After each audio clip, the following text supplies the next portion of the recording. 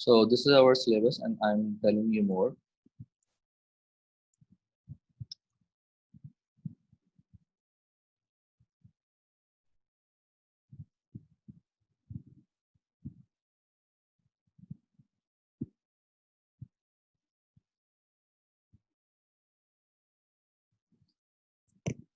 चलिए, तो आप ये देख सकते हैं कि क्लास 8 का जो सिलेबस है बेटा क्लास 7 के मुकाबले में मुश्किल होगा और लेंदी भी है, छोटा सिलेबस नहीं है। सो इसका मतलब डेली बेसिस पे आपने होमवर्क कंप्लीट रखना है अपना, और डेली बेसिस पे जो है वो आपने काम जो है ना वो सही तरीके से करना है। अदरवाइज आपको जो है मसले मसाइल हो जाएंगे।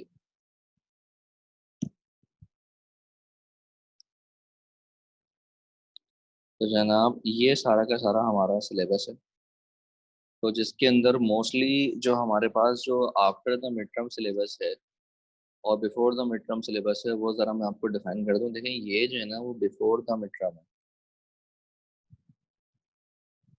मतलब मिड टर्म के अंदर आएगा ये। और ये जो है वो आफ्टर द मिड टर्म है। ठीक है जी, जल्दी से फटाफट नोट कर लें ताकि फिर मैं टॉपिक शुरू करूँ। ओके सर, ये सेकंड लास्ट क्या लिखा है? Similarity and Confluence. और इधर वाले की बात करें तो ये कोऑर्डिनेट ज्योमेट्री लिखा है। और भाई मैथ्स जो है ना वो आपस में कनेक्टेड है, अगला पिछला भूल मत जाना, पता चला क्लास 7 को भूल के आ गए सर, क्लास 7 तो हमें आती ही नहीं है। भाई पिछला पिछला जो है ना सब कुछ यूज होगा। बाकी बुक टू बुक थ्री दोनों जो है ना मिलके चलती है। ठीक है, बुक टू बुक थ्री दोनों मिलके चलती है, बुक नहीं है कोई टेंशन की बात नहीं है, मैं आपको पिक्चर्स भेज दूंगा। ठीक है, टेंशन की बात नहीं है।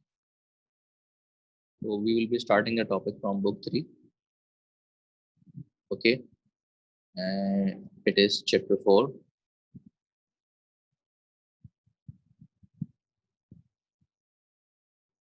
और इसका नाम है इंडाइसेस एंड स्टैंडर्ड फॉर्म। अच्छा जी, देखिए इसके अंदर बहुत सारी बेसिक बातें जो है ना वो आपको पहले से पता होंगी, अगर नहीं पता होंगी तो बता देंगे सर हमें ये तो नहीं पता, ताकि मैं उसको उस हिसाब से डील करूंगा। अच्छा भाई, सबसे पहले हम देखेंगे कि इंडाइसेस में बेसिक्स क्या है हमारे पास। देखो बेटा, फॉर सपोज अगर कहीं आप लिखा हुआ देखो कि जनाब 5 इंटू 5 इंटू 5 इंटू 5, ऑब्वियस सी बात है अब 4 दफा 5 लिखना जो है ना वो कोफ्त होती है। So what we will do, we know that it is 4 times 5। So can anybody tell me how would I write it?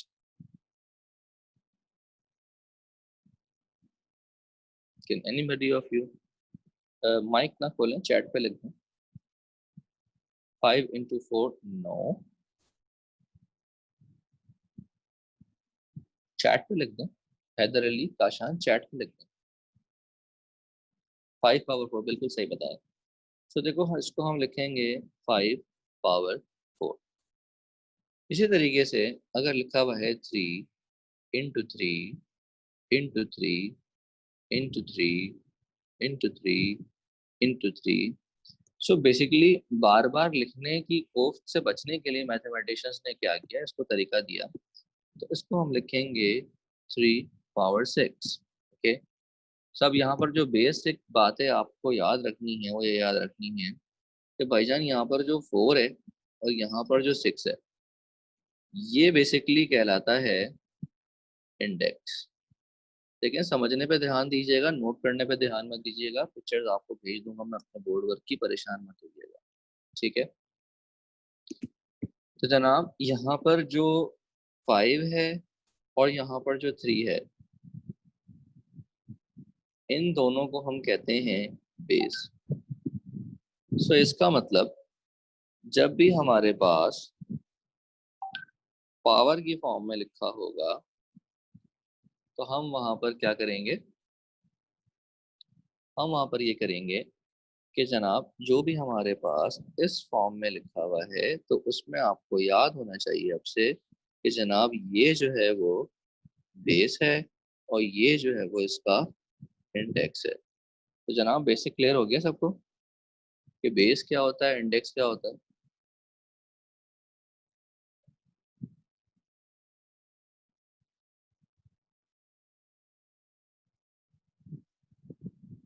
सबको क्लियर है जनाब?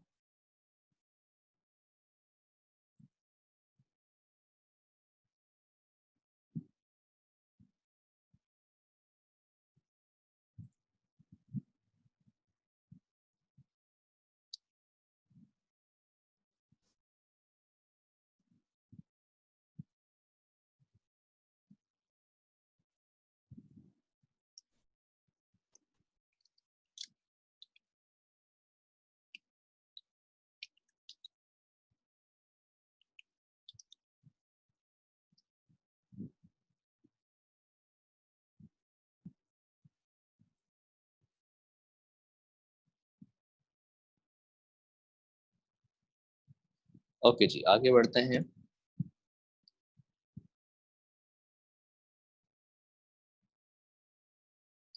अच्छा जी, अब आपको sir base is the answer and index is the power. Base is basically is not the answer. आप उसको answer नहीं कह सकते। जो नंबर बार बार लिखा हुआ है ना यहाँ पर वो है 5। ये बेसिकली बेस है। कितनी दफा लिखा हुआ है? 4 दफा लिखा हुआ है। ये इसका इंडेक्स है। समझ रहे हो बेटा बात? कि कितनी दफा लिखा हुआ है वो उसका इंडेक्स है। क्लियर है भाई? Got it?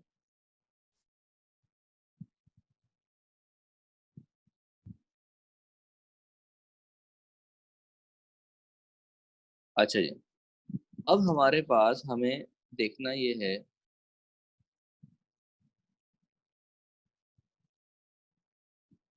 कि हमारे पास लॉज क्या क्या है। लॉज जो है वो साथ साथ आप मेरे जरा नोट करेंगे।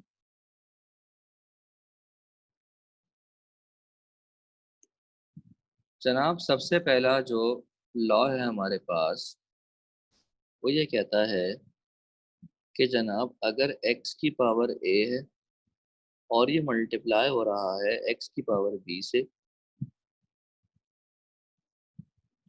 अभी लॉ ये कहता है कि अगर x की पावर a है और ये मल्टीप्लाई हो रहा है x की पावर b से, सो द लॉ सेज कि हम इनकी पावर्स को आपस में ऐड कर देंगे, जिसको हमारे बच्चे उस तरीके से भी याद कर लेते हैं, that is base same power add. Okay, we can write it like this as well. So I am having some examples for this rule. So basically this is law number 1. So I can say if 6 square into 6 power 4 or the 6 power 7, so I can write it like 6 power 9. Got it? Anybody having issue? Or like if I say 3 power 4, 3 power 8, so I can write it like 3 power 12. And similarly, if it is 8 power 2, so 8 power 7 or 8 power minus 2, so I can write 8 power 5. So is that clear to you? Is that clear to all of you? Law number 1.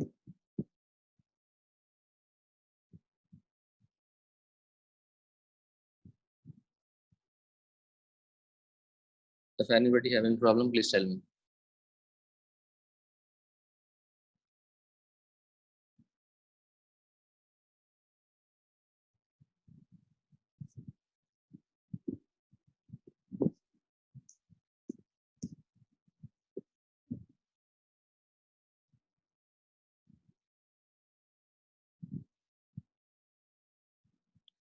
Okay, now I will move on to law number 2.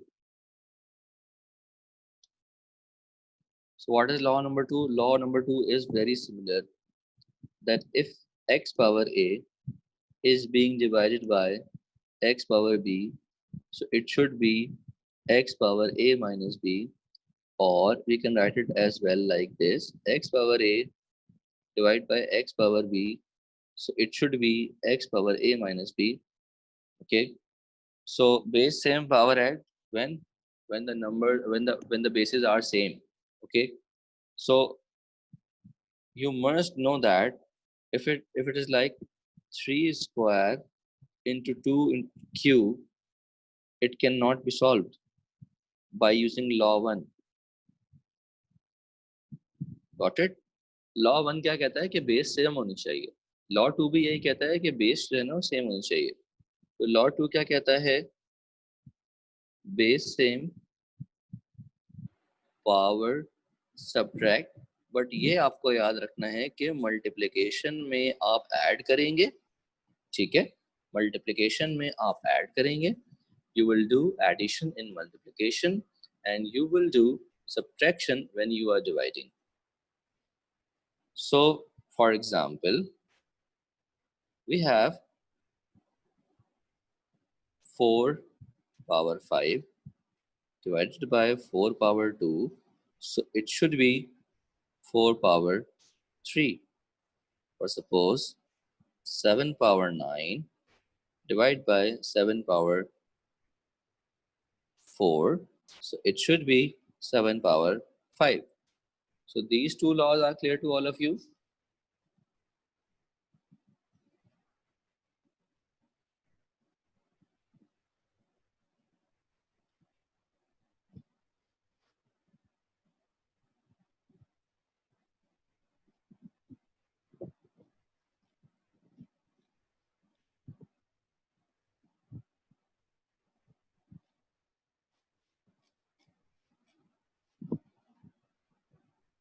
सबको clear है? सही तरीके से समझने सबने law, क्योंकि मैंने exercise homework देनी है आप लोगों को।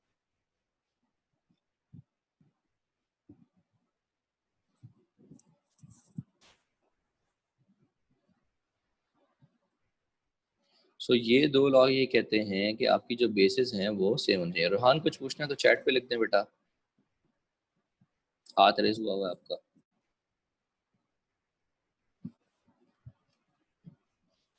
सो लॉ 1 लॉ 2 आपको ये बात समझ में आ गई कि बेस जो है वो सेम होनी चाहिए। अगर आपकी बेस सेम नहीं होगी तो ये लॉ अप्लाई नहीं होगा। जनाब लॉ नंबर 3 क्या कहता है? लॉ नंबर 3 ये कहता है कि अगर पावर के ऊपर पावर है तो वो आपस में मल्टीप्लाई होंगे। So power having power, then the powers will be multiplied. Power having power, then the powers will get multiplied. Okay, so for suppose we have 2 cube whole power 4, what we will do? Yes, can anybody tell me?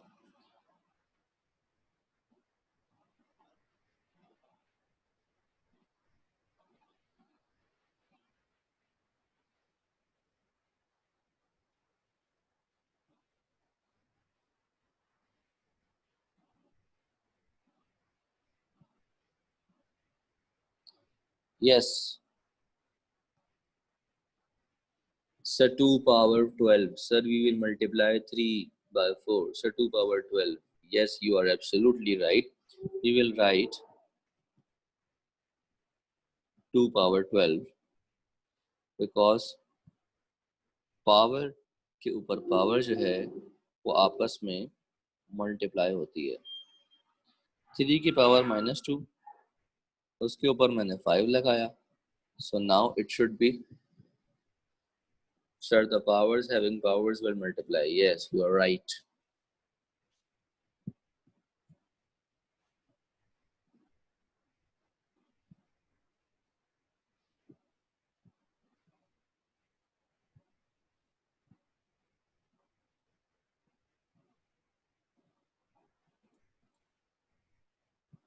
Three power -10. Yes, you are absolutely right. Okay, so all of you can take a screenshot as well, and if you are having problem, I can share the picture with you afterwards. Okay, so I am moving forward. Now we'll move on to law number 4.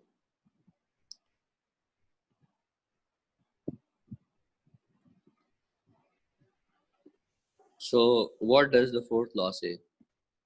The fourth law say that if two numbers are multiplying having the same base, so उनकी power को एक दफा लिख दो अगर उनकी power same है। देखिए पहले जो मैंने लॉ 1 बताया था वो आपको क्या बताया था कि अगर हमारे पास बेस सेम थी तो हम पावर्स ऐड करते थे। Yes, you must copy in the class work. जब हमारे पास बेस सेम थी तो हम पावर ऐड करते थे। ये उसका उल्टा है कि जब पावर सेम है तो उसको होल पावर करके लिखते हैं। जब पावर सेम है तो उसको होल पावर करके लिखते हैं। मैं आपको एग्जांपल देता हूँ।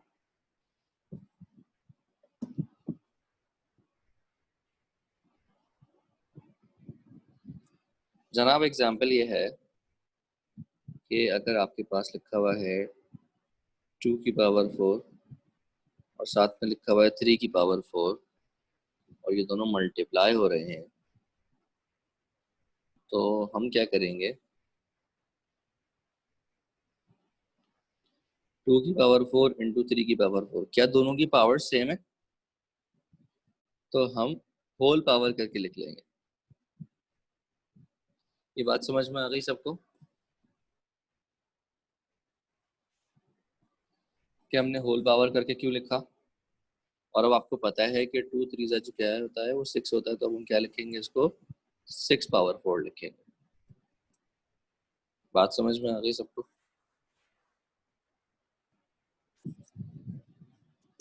क्लियर है जनाब? इसी तरीके से अगर लिखा हुआ है 5 पावर -2 इंटू 4 पावर -2, तो जनाब I can write 5 into 4 whole power -2 and that can be written as 20 power -2। Yes sir, total कितने लॉज होते हैं? अभी आप पढ़ते रहिए बेटा, वक्त के साथ आपको सब पता चल जाएगा कितने लॉज होते हैं। ठीक है, परेशान ना हो। तो जनाब लॉ नंबर 4 सबको क्लियर है?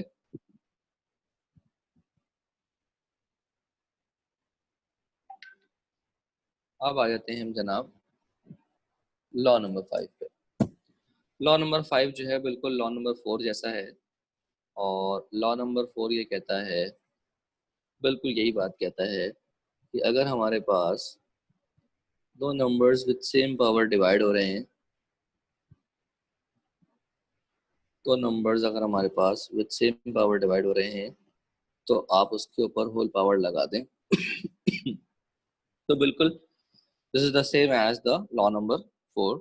So what we will do, for example it's 2 power 5 divided by 4 power 5, so I can write 2 upon 4 whole power 5, and it can be cancelled, that is 1 upon 2 whole power 5. Okay, you got it? And it can be reversed as well.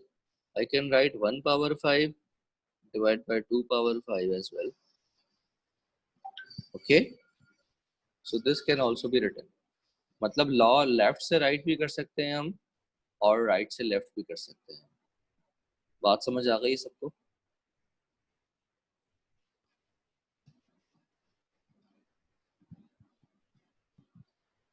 So ji, class खत्म होने में 6 minute हैं जी। बड़ा एहसान है आपका, आपने मुझे गाइड किया बेटा।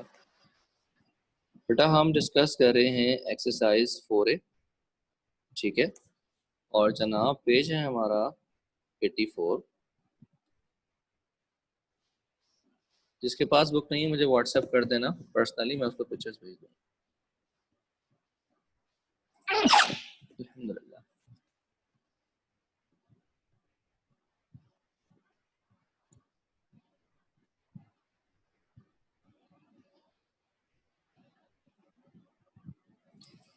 जनाब क्वेश्चन नंबर 1 का पार्ट डी ये कहता है जनाब 3y² multiply by 8y⁻7। Homework बेटा ग्रुप पे शेयर हो जाएगा। देखो बेटा इस क्वेश्चन में क्या हो रहा है, इस क्वेश्चन में ये हो रहा है कि हमारे पास जो बेसिस सेम नहीं है उनको छोड़ दो, जो बेसिस सेम है उनको देखो। देखें ये है y² और ये है y⁻7। जनाब जिनकी बेसिस सेम नहीं है वो तो सिंपल मल्टीप्लाई होते हैं। तो जनाब ये हो जाएगा 3 × 8। कितना हो जाएगा 3 × 8? जनाब 3 × 8 कितना हो जाएगा? ये हो जाएगा 24। और y जो कि बेस सेम है, so we will do base same power add, so it should become y⁻9। Is that clear to all of you?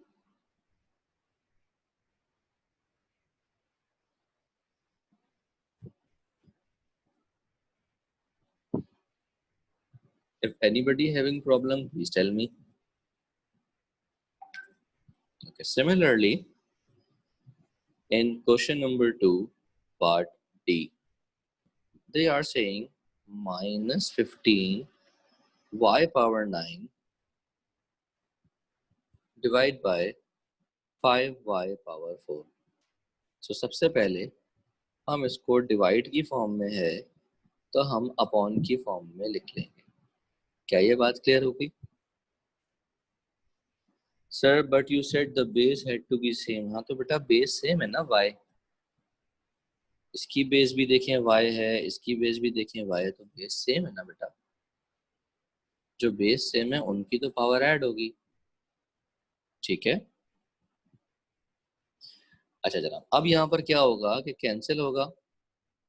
कैसे कैंसिल होगा जनाब? ये हो जाएगा 5 1 जा 5 3 जा, तो ये हो जाएगा -3। जनाब इनको देखें, इनकी बेस सेम है।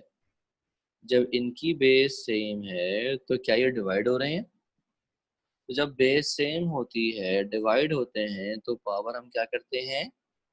हम पावर्स को सब्ट्रैक्ट करते हैं। तो हम क्या लिखेंगे? y⁻5। Is that clear to you?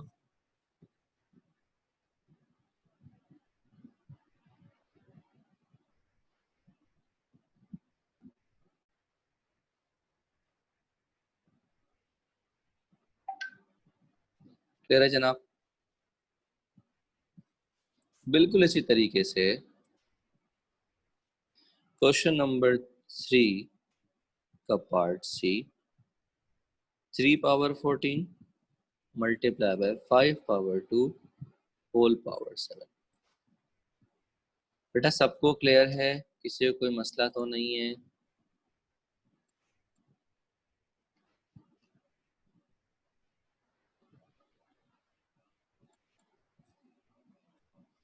अच्छा जनाब, तो जनाब पावर के ऊपर पावर क्या होती है? मल्टीप्लाई होती है। तो क्या होगा जनाब? यहाँ पर 2 जो है वो 7 से होगा मल्टीप्लाई, और उसके सर वाई डिड यू -9 - 4? बेटा 9 - 4 इसलिए किया है क्योंकि दो डिवाइड हो रहे हैं और उनकी जो बेस है वो सेम है, इस वजह से। ठीक है बेटा, वासिफ क्लियर हो गया?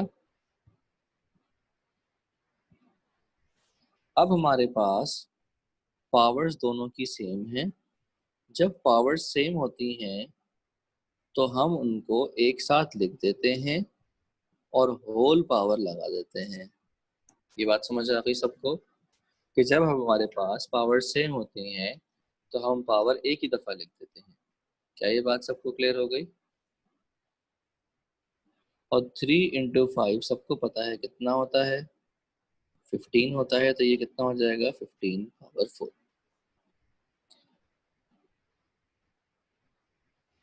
अब जनाब आज का हमारे पास लास्ट सवाल है। और जनाब ये हमारे पास है क्वेश्चन नंबर 4 का E part, p power 4 divide by q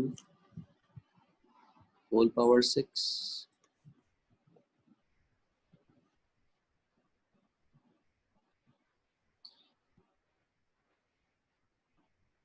जनाब होल पावर है 6। सो जनाब ये जब पावर ऊपर वाले पे आएगी तो 4 6 कितना हो जाएगा, 24 हो जाएगा।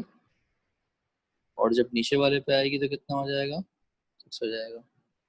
क्योंकि ये पावर दोनों के ऊपर आएगी, ऊपर वाले पे भी आएगी और नीचे वाले पे भी आएगी। क्लियर हो गया सबको क्वेश्चन नंबर 4? एक और sir, we have to do these questions. Yes, you have to do remaining parts. So I am giving you one more example. 9 power 5 whole power 4 divided by 3 power 20। सो जनाब ये हो जाएगा 9 पावर 20, ये हो जाएगा जनाब डिवाइडेड बाय 3 पावर 20। तो जब दोनों की बेसिस से सॉरी दोनों की पावर सेम है तो हम लगा देंगे होल पावर। ये बात समझ में आ गई सबको? जब दोनों की पावर सेम है तो हम लगा देंगे होल पावर, और उसके बाद 9 डिवाइड बाय 3 करेंगे तो कितना आएगा, 3 ही आएगा। क्या ये बात क्लियर हो गई सबको?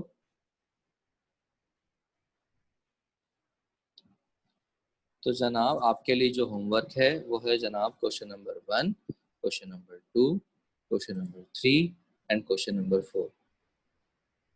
So I am sharing the questions on the group as well.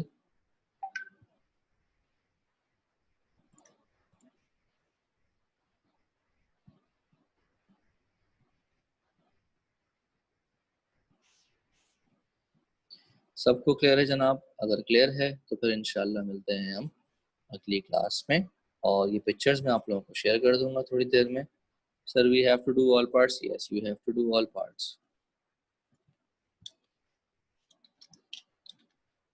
All parts question 1 to question 4 exercise 4A book D3।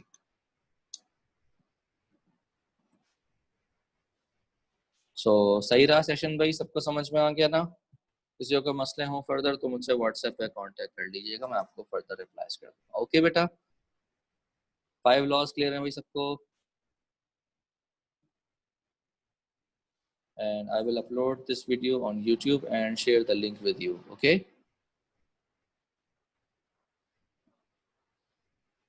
Okay.